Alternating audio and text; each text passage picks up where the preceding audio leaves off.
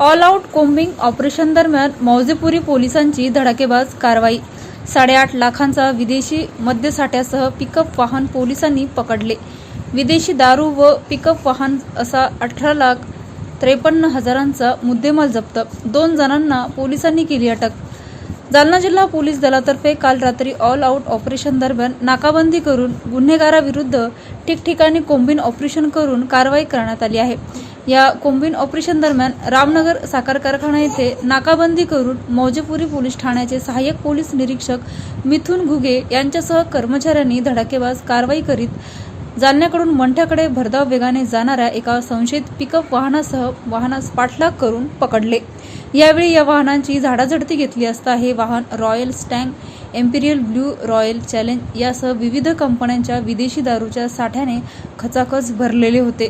तब्बल 100 बॉक्स विदेशी दारूचा हा साठा असून त्यांची किंमत 8,53,000 रुपये आहे।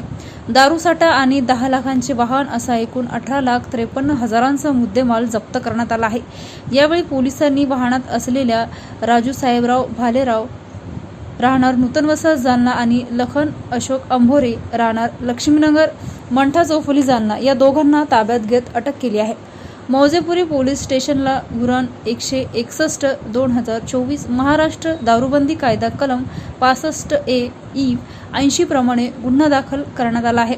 दरम्यान यातील अटक करण्यात आलेल्या 2 आरोपींना जालना येथील न्यायालयात हजर करण्यात आले असता त्यांना 2 दिवसाची पोलीस कोठडी सुनावली आहे। पोलीस अधीक्षक अजय कुमार बन्सल, अपर पोलीस अधीक्षक आयुष नोपानी, परतूरचे उपविभागीय पोलीस अधिकारी सुरेश बुधवंत यांच्या मार्गदर्शनाखाली सहाय्यक पोलीस निरीक्षक मिथुन घुगे, पोलीस उपनिरीक्षक राकेश नेटके, सहाय्यक पोलीस उपनिरीक्षक जाधव, पोलीस हवालदार राऊत बर्डे, नितीन खरात कुटे, राजेंद्र देशमुख, अविनाश मांटे, प्रदीप पाचरणे, प्रशांत मस्के, कैलास शिवणकर आदींनी ही कामगिरी केली आहे।